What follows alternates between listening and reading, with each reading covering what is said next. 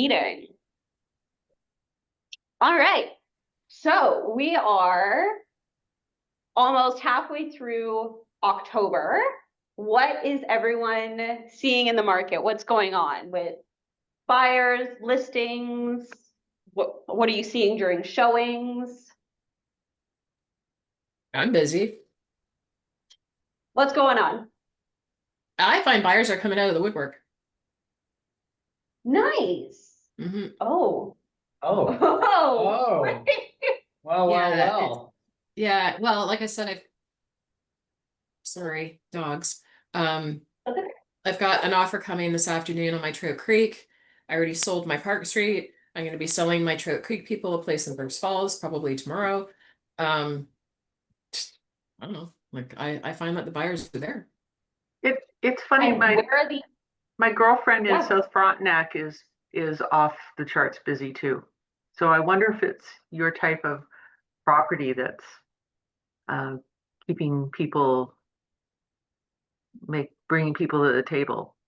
I'm getting showings in the city, my listing, but I found out last night that a similar unit got hosed. So um, I'm not looking forward to seeing that final price.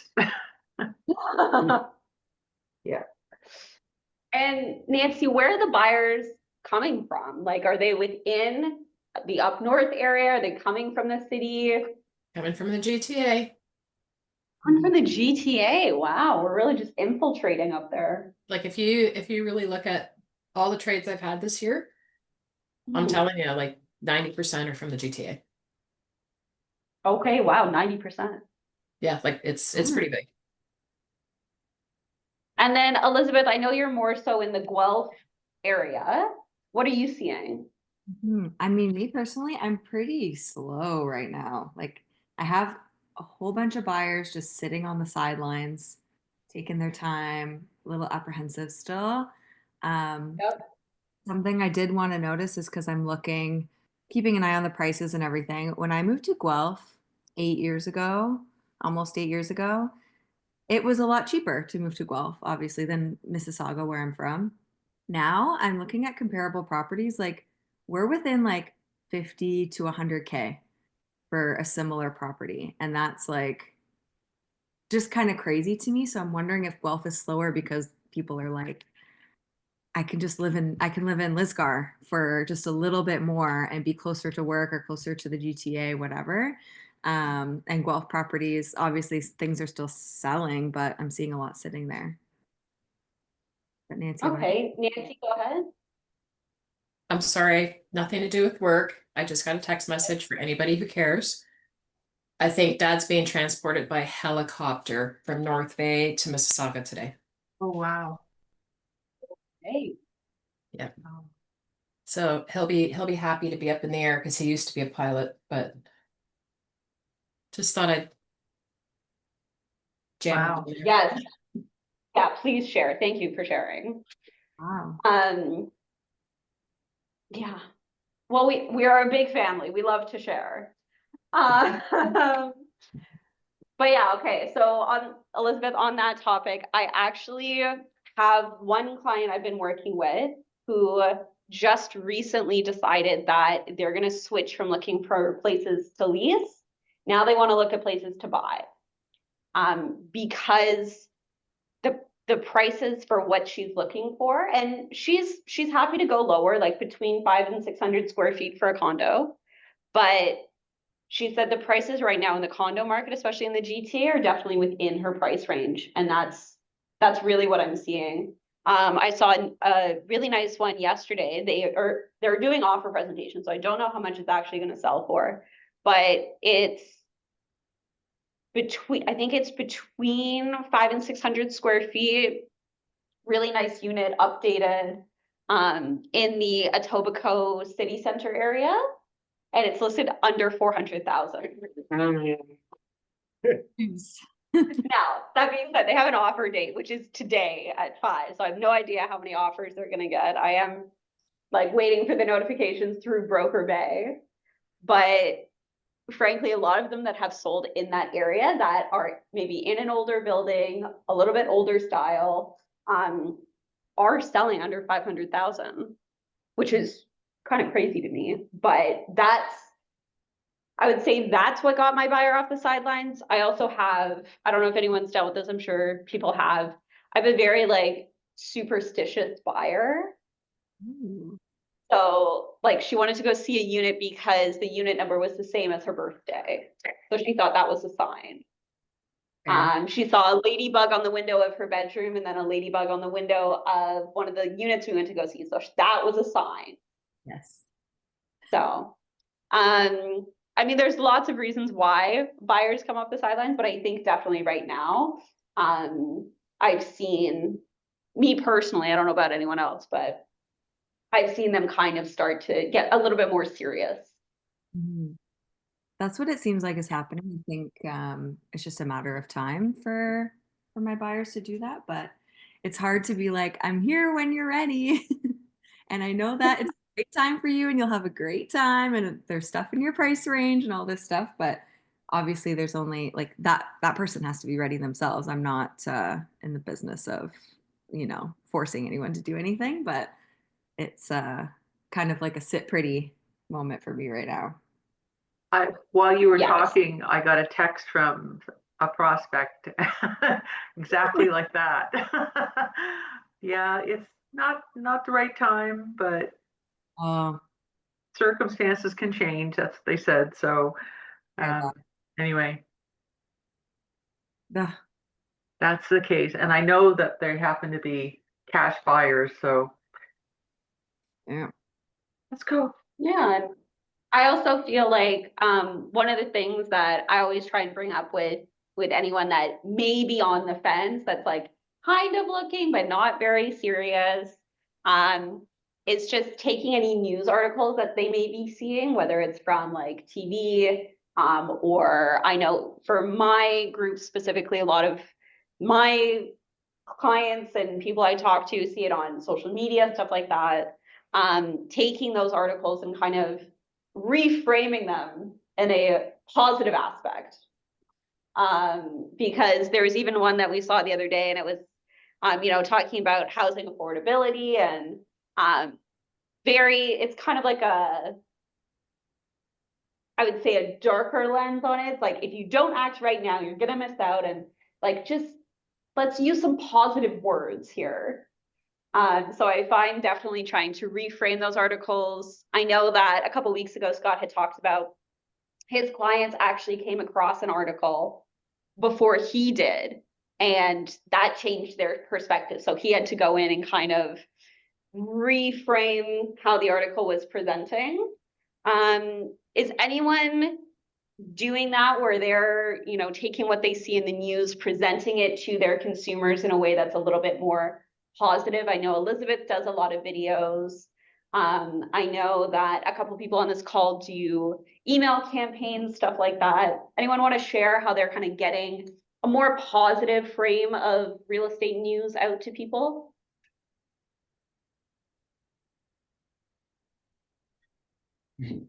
Well, the video I did with my dad, he was a little too negative, so I think that's one of the reasons we're gonna redo it and just try to put a more positive spin on things, because I think that's pushed people to buying a lot better when you're positive and uplifting, I guess. Yeah, 100%. So then in the video, I know your dad is a lawyer. So part of what you guys were talking about, was it more so like the real estate market or like kind of things to be weary of in a real estate transaction? We talked a lot about different cycles he's experienced, like the 80s, the 90s, 2008. Yeah. And how they kind of relate to now, which it was useful to talk about, but it was kind of on the negative side, I guess. Yeah. And like, good on you for kind of seeing that and knowing that, when we're talking about news and stuff, we do have to bring a more positive aspect to it. How is everyone talking to their database? Is it through email campaigns? It doesn't have to be, about reframing any type of news, but just any way that you're making those touch points with your database. Is it strictly social media? Is it a mix? Is it waiting for them to come to you? Please don't say that one. It's a mix for me. I have an email list that I email pretty regularly. And then sometimes I'll send like a direct email, like replying to that saying, hey, I just sent this out, wanted to make sure you saw it because of this reason, like if it's something specific for a client. And on social media, but I try to keep the email short and sweet because I know I don't know about you, I get 1,000 million emails a day of like marketing emails, and I just know my clients aren't going to want to read like a paragraph, like a storybook from me. But um, yeah, I'm sure there's other ways too, but that's what I do. Yeah, and it's a lot about knowing how that person responds if you have that type of relationship with them. I had one client who, it was like my first client, so I was like, I'm just gonna stick to my professional email here. And then like halfway through the transaction, he's like, girl, can you just text me, please? And I was like, yeah, That sure. happened too. I like always go formal first, but now I'm realizing I'm like, somebody straight up asked me, they're like, can we just do like a group chat? Like, this is not, we don't need to do this. And I'm like, yeah, I love a group chat. That's fine. Yeah, I would say very similar. Anyone else want to share how they're connecting with their database and what's working for them? I know Nancy gets a lot of leads from her Google business account. And she does a lot of print marketing in her area because that works for her. Yes, Matthew? We have one client, which did a lease for him, and he's a buyer, and now we're looking for a place for him. He owns a coffee truck business, and we're gonna go see him at a festival or as he's doing his business. Just spending some time going to their business or what they do and connecting with them that way. Another Nice. time, a couple weeks ago, I brought some treats to a customer who referred a few people to me, and they're thinking of selling as well. And just spending the time to actually go see them and take that time as well, right? Yeah, really good point. And something that when we were at the old office, I think Scott had mentioned this on a call, was how many consumers really want that face-to-face interaction and how many people still kind of look for that from their professionals, and having that face-to-face interaction, having something memorable and that trust build through in-person relationships. And so good on you guys and your team to do that, especially with whether it's either third-party professionals for referrals and just like their own personal business, but also clients and stuff. Well, we learned that from the top producer of this brokerage, Scott, so. Yep. The face-to-face is the absolute game changer. I mean, you meeting with friends and stuff like, oh, there he is. I didn't even see you there, Scott, sorry, wow. And when you I meet was spying. I was spying. When you meet somebody face to face, we find that people are more open to tell you their personal life stories, face to face rather than on the phone. So going to meet somebody, especially somebody you haven't seen in a while, and just go for a coffee, or it's like, hey, I'm gonna drop off this little thing. It opens up the door completely. And Joseph did that recently. He went to visit a friend who owns a factory, and he brought coffee and a couple of treats. And then the people who are working in the factory are like, hey, I was looking for this, or I'm looking for that. Can I have your business card? And so now one small visit, $20, now opens up the door to a bunch of people who are like, I'm looking for this now. Yeah, very good point. Yeah, Nancy. I find that because most of my clients are from the GTA, I utilize Zoom a lot. Like that's my face to face. And I find Zoom is really effective too when they're asking questions about a specific property, and I can share my screen and show like property boundaries and things like that. Zoom is like an awesome tool for me. Yeah, that's awesome. I love that. I'd never thought of that before, but that's such a good point. Okay, well, Halloween's coming. Go out, buy a bunch of pumpkins and deliver them. You want a reason to go see people? It's here. For your I have a pumpkin Townhome tip. Would anyone like a pumpkin tip? It's perfect. Yeah, let's do that. Okay. There's a spray that you can get to put on your pumpkins called it's like Critter Ritter. And it'll keep the squirrels from ripping your pumpkins apart after you carve them. Because I used to put pumpkins out, and within 2 days, the neighborhood squirrels and raccoons were feasting on it. So, yeah, spray it with Critter Ritter, and then they won't get eaten. Yeah, so if you go out and you buy a bunch of pumpkins and you want to deliver them to your database, and if you're not personally going to deliver them, then put together any kind of recipes that are around Halloween. You could certainly send those off and follow up with them. You could do a little contest on simple as, hey, I want to gather a bunch of different recipes around Halloween. Or you can do simple as just for the kids, you could send out something to your clients that's a coloring contest. You could do a pumpkin carving contest. There's all kinds of things you can do around this with October and Halloween that is nothing to do with real estate except connecting with your database. Okay. Yeah, Hunter. This is the time of year that I run around and I'm called the pie guy. I do about Perfect. 30 or 40 pies at this time of the year, and gives me a chance to sit in front of the clients. I'm probably up to about 800 pies over my career. Wonderful.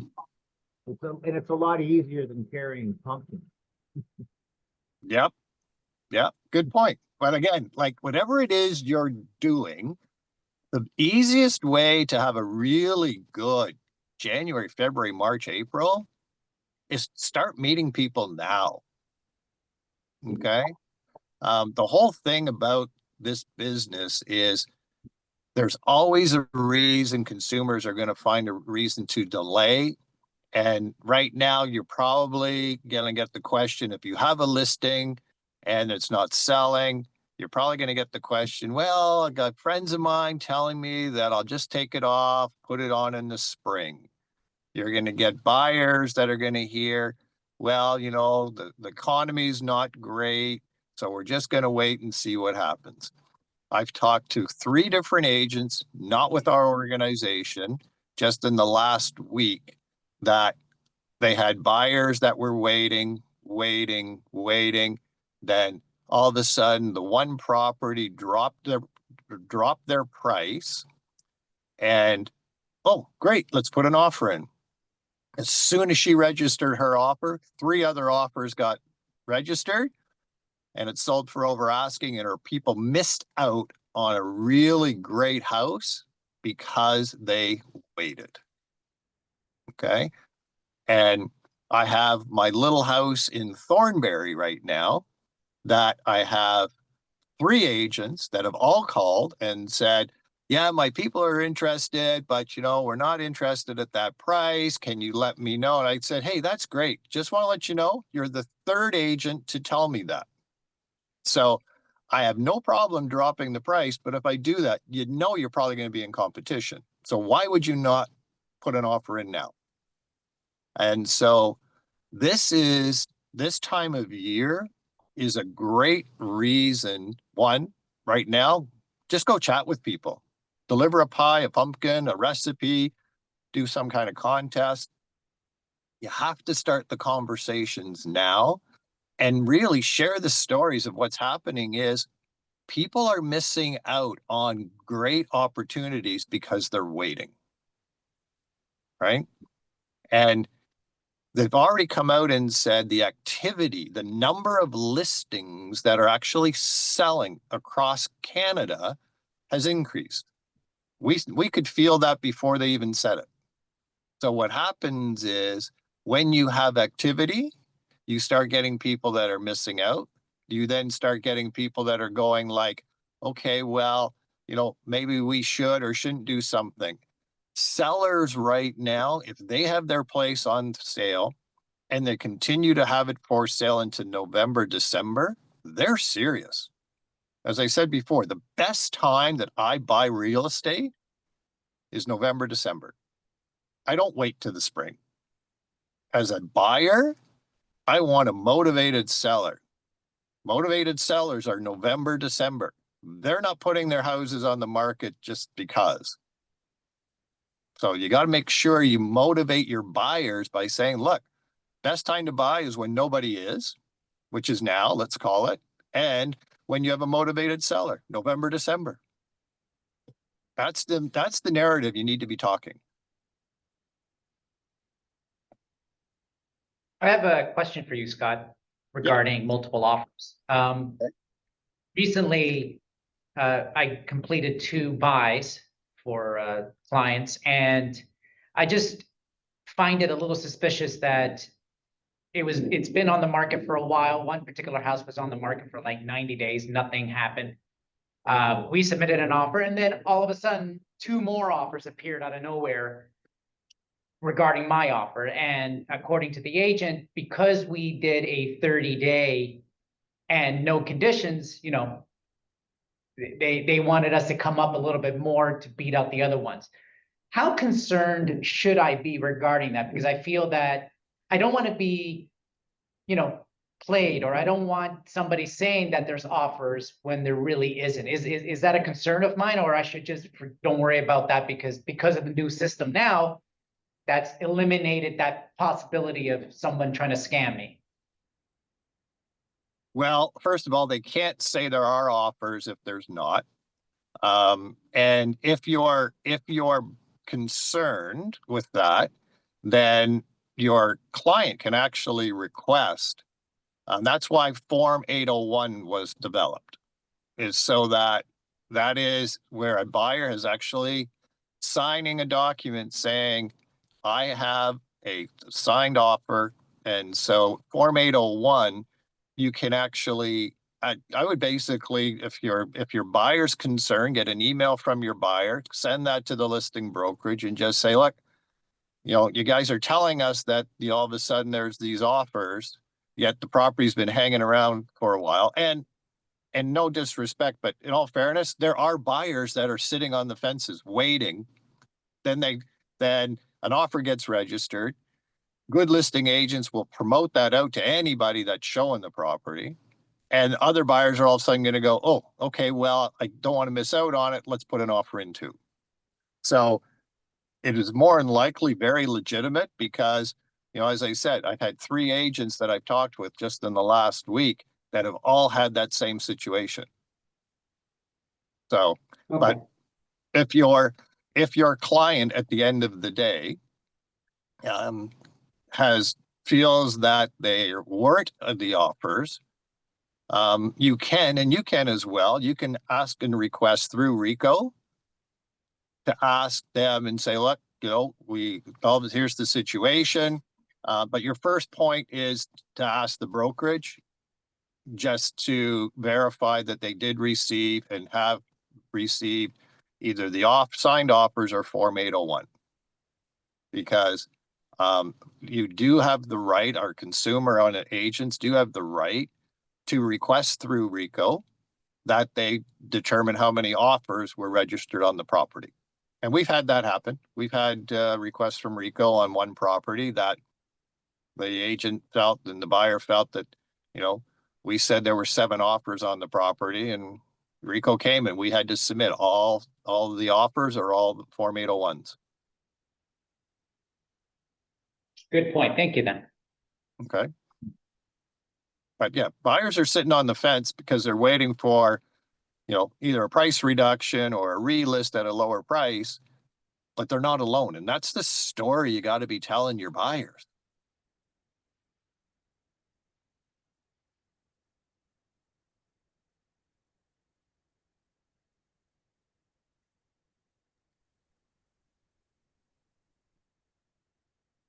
Am I back hosting this now? You're back.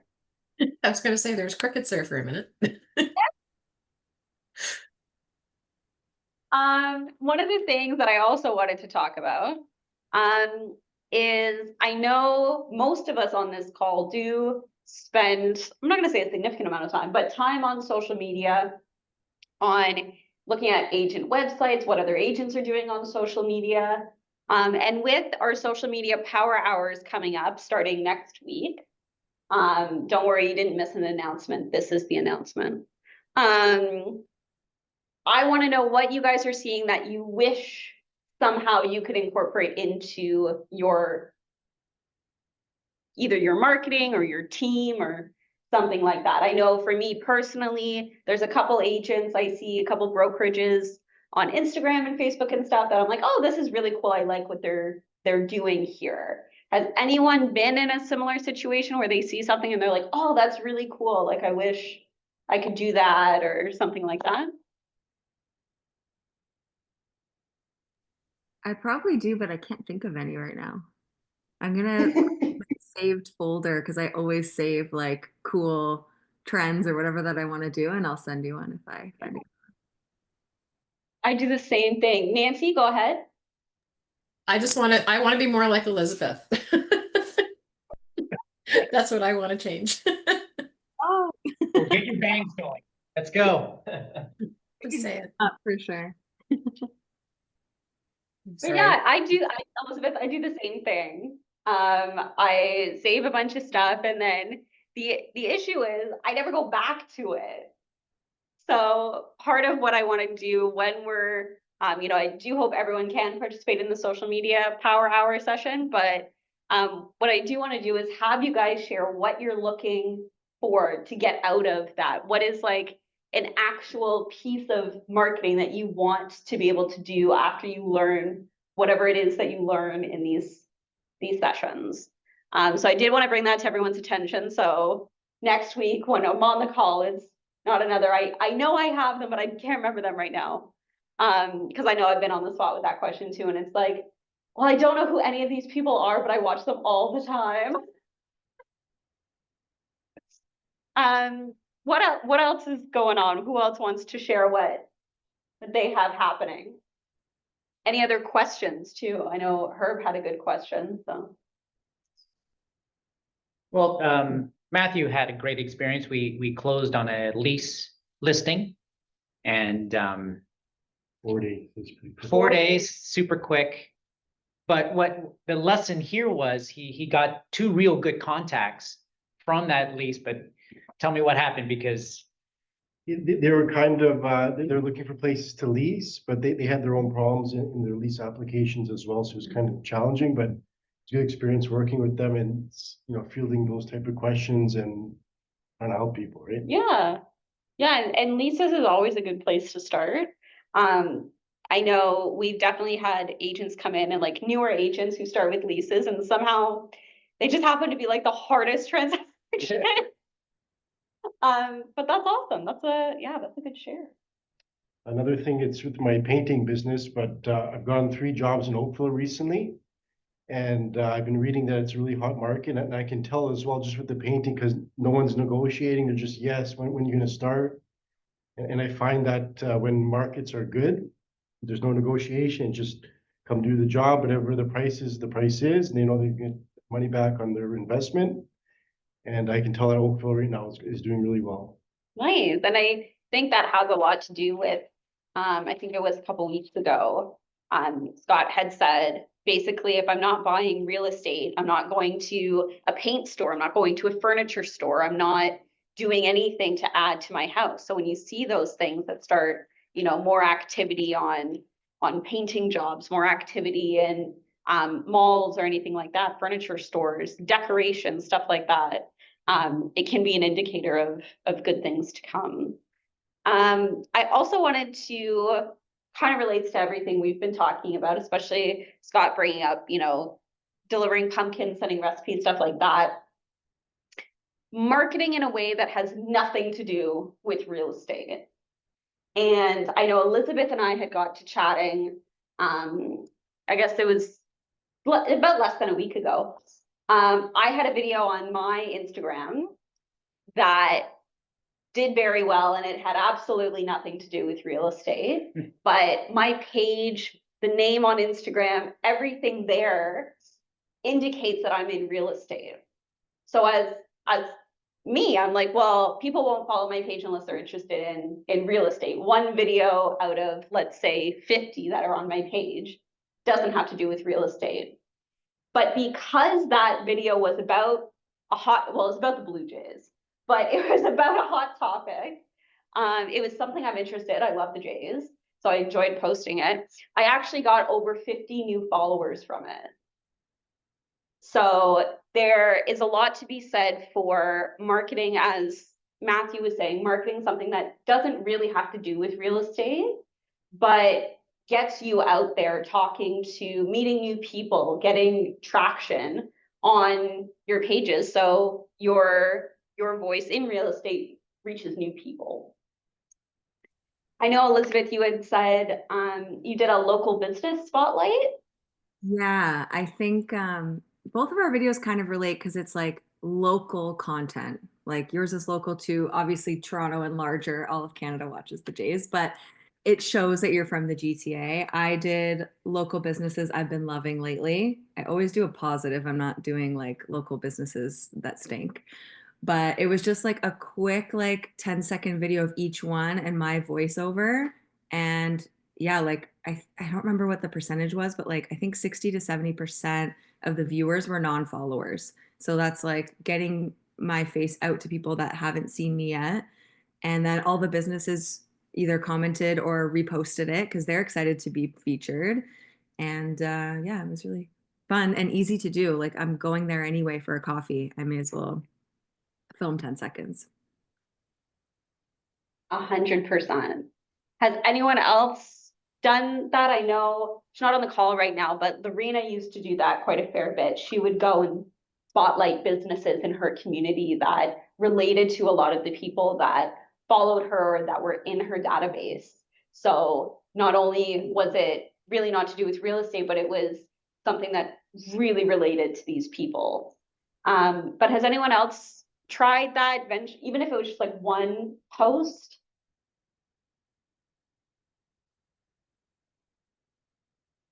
Yes, Hunter.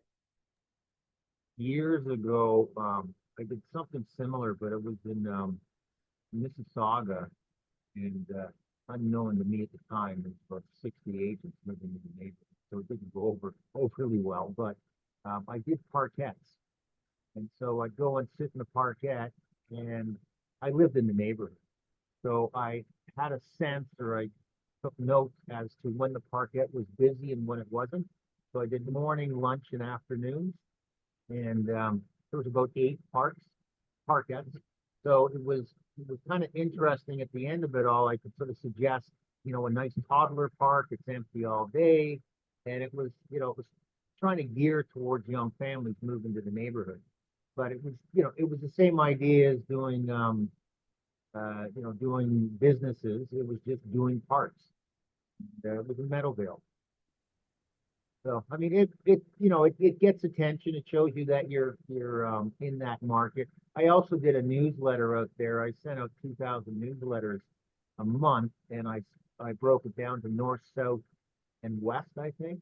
And I do some of these retailers, like there was Wings Up with a new sort of chicken wing store, and so I worked with them, and they gave me a coupon code that I put on my newsletters, that if you bought 3 pounds of wings, you got 5.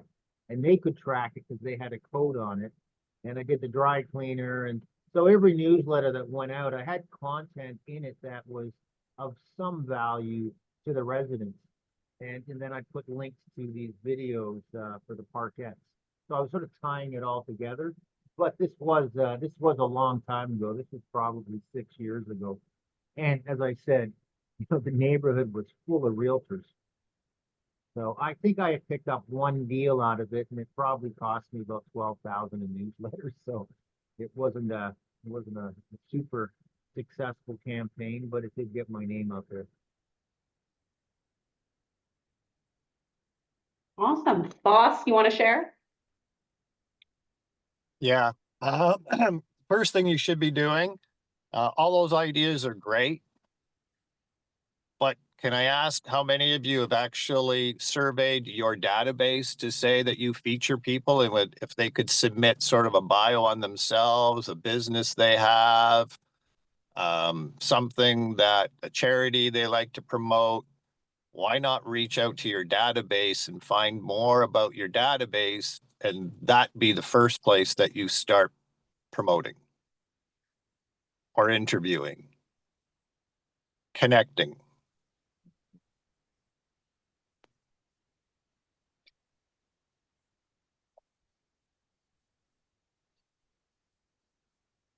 Yeah, Nance? I had an idea recently that I approached local businesses to see if they wanted to be featured like on a whole separate page on my website. So that you go to my website and it's like, here's the restaurants, here's where the laundromat is, here's like the grocery stores. Like, do you want to be featured here? And, send me your logo and I can actually put you into my own website. But unfortunately they all said, oh yeah, we love it, we love it, we love it, we love it. And nobody sent me their logo. So that kind of crashed and burned really quickly, but I thought it was a really great idea to have like a directory, almost like a page of my website that's a directory. Yeah, good thoughts. I like that idea, actually, especially for, let's say myself, if I was looking for a cottage and I'm contacting you and you're saying, hey, by the way, if you check my website and go to the business section, you'll see local businesses that, you can visit and use and all of that. That would, for me, that would be such a great service, because I'd be like, oh, Nancy's already vetted these businesses. I'm going to go there. Yeah. I just think it's really important. Like it's an introduction to the community where you're selling. I mean, I'm gonna revisit that when I don't have so much on my plate. Yeah, the hospital just called. Anyway, when I don't have so much on my plate, I'm gonna revisit that and see if I can get that going.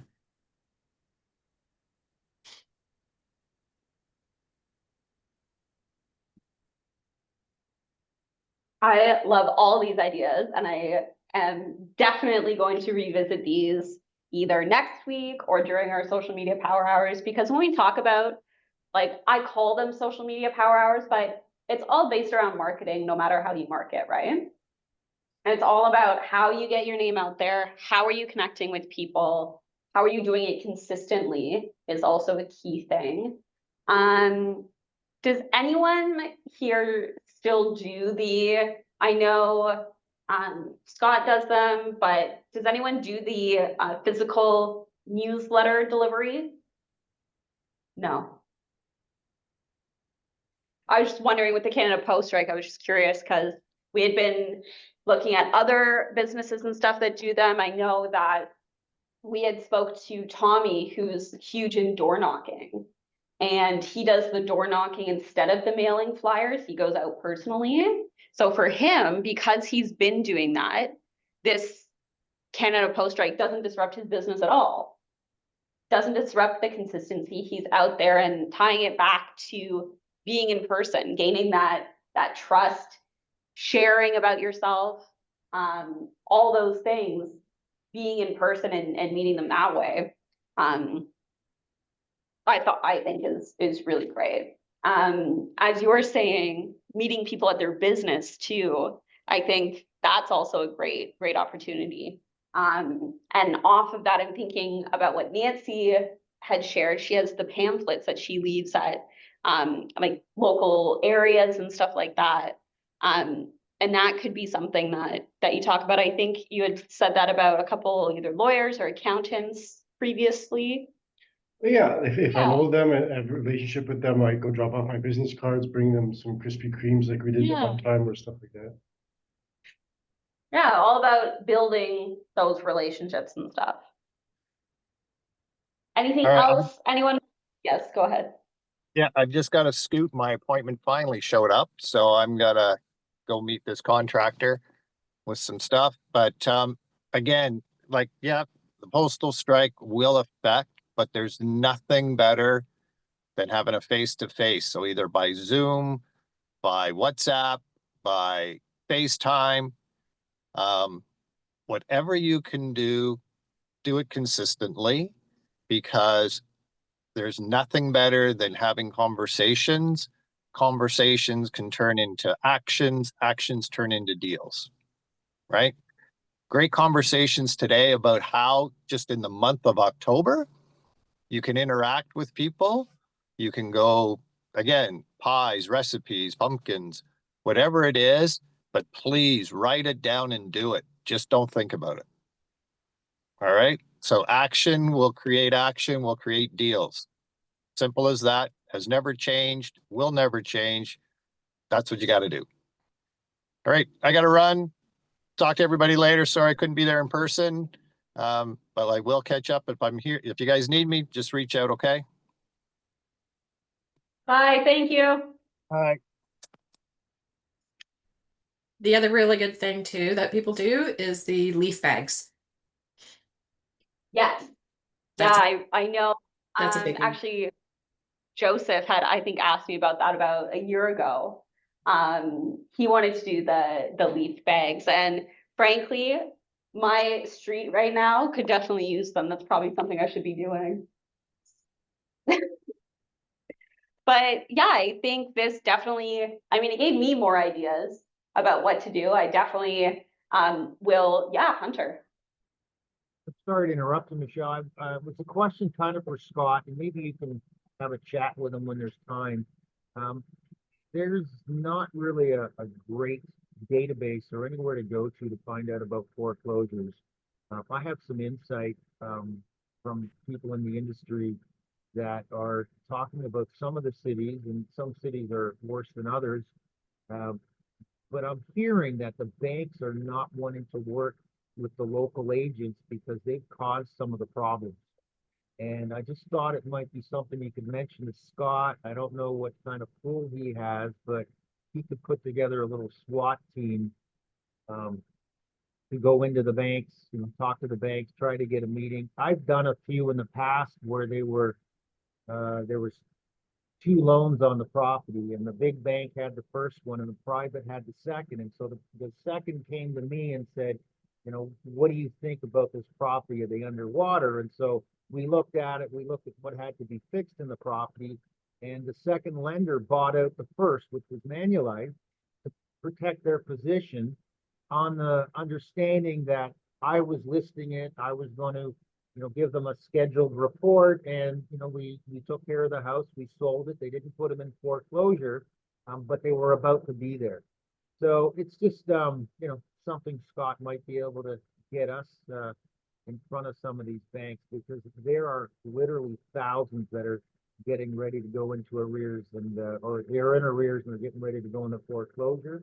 The banks being a little more compassionate these days, or they're trying to protect their bottom line, so they don't want to shove them all out there. It's not something that's typically in the news. I saw Julia shaking her head, so you probably heard some of this stuff as well. But it's just an idea, it's just a thought. I'm happy to work with Scott on it if it's something he wants to go after.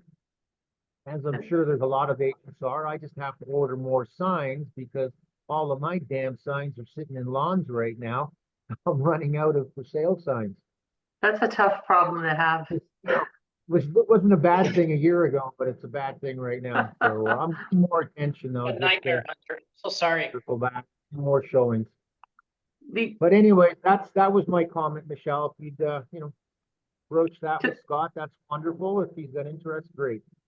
to spin off of that, I had 2 conversations last week with people that bought pre-construction condos, and they're closing in the next couple month and a half. And I know that they're not going to be appraised at what they purchased them at. So that's a conundrum for people. And of course, where do you find these products? I mean, the person that called me said, I've got a 2-bedroom, 2.5 den in downtown Toronto, and I'd like to sell it before it closes in mid-November. And of course, they put their money down and they're looking at losing it. So there's just no aftermarket for it. And I'm not really sure, I'm not really sure where to go with it. So that might be an interesting conversation to have too. Like, the way I look at it is that property is not worth the $1 million they paid for it. It's probably worth, 9, and for instance, at least 10% down. And that's what their deposit is. So I think there's a lot of people in that position in buildings. And I No hate to private say Yeah, it, for but it's the people that sold them that are probably in the position to find those agents, those clients that need to sell, but without not being able to advertise pre-con stuff, it's a little hard to manage. Go ahead. As I said, you know, that's a terrible situation to be in, and there's no Yeah. private money for that. They're just not going to take the risk. There's too many other clean opportunities to put their money in, so there is no fix for that unless the banks work with them, as far as I can see. You know, Well- at the Green Park just did it in Oakville, right? They you probably saw it on TikTok or the news. They just wanted to unload their last 10% of units, so they dropped the price from 1,100 a square foot to 650, and everybody that's closing is jammed up now. And the buildings across the road are jammed up because, you know, the appraisers are using the square footage cost. So everybody's in trouble, and everybody's having to come up with $300,000. I know Tridel has some deal with BMO to help people close. And I know somebody that used to live in my building, and his husband's actually a realtor, but they bought a large Tridel unit up Don Mills area. And they were fine, but he knew people that had bought pre-construction, like 2 bedrooms or 2+ dens, and Tridel allowed them to switch into a smaller unit for the same price. So they've been working with people, and then they're taking their inventory back. But and they also have some kind of deal with BMO to help people close. Now, this particular person was a prospect I worked with for a long time. I mean, got her into an apartment years ago, helped her plan out a savings, and then she ended up in a relationship and was pressured into buying a pre-con by her in-laws, and now that relationship's broken up. So now she's stuck with a condo and no fiance. So um,